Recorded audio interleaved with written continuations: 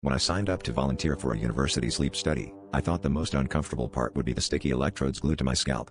But on the second morning, as I peeled off the blindfold and glanced at the observation window, I caught a glimpse of the researchers huddled together, whispering anxiously.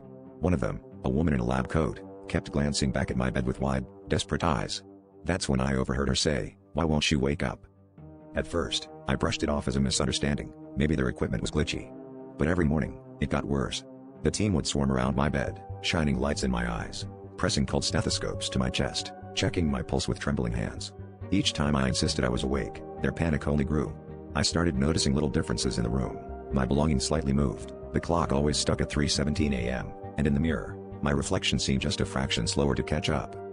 On the fourth night, as I lay in the hush of the observation room, I heard voices trickling through the intercom. She's still not responding. Higher brain activity, but no consciousness. Should we call her family? My heart hammered. If I was asleep, then who was watching them from behind my own eyes? I tried to scream, to move, but my body was rigid, numb, like I was pinned between layers of glass. The final morning, I woke to the sound of sobbing. Through the one-way glass, I saw a second me curled on the bed, surrounded by the researchers, her chest rising and falling. My own hands, translucent and flickering, pressed helplessly against the glass. As the woman in the bed finally opened her eyes, I realized with a cold certainty, I'd volunteered for the wrong side of the study.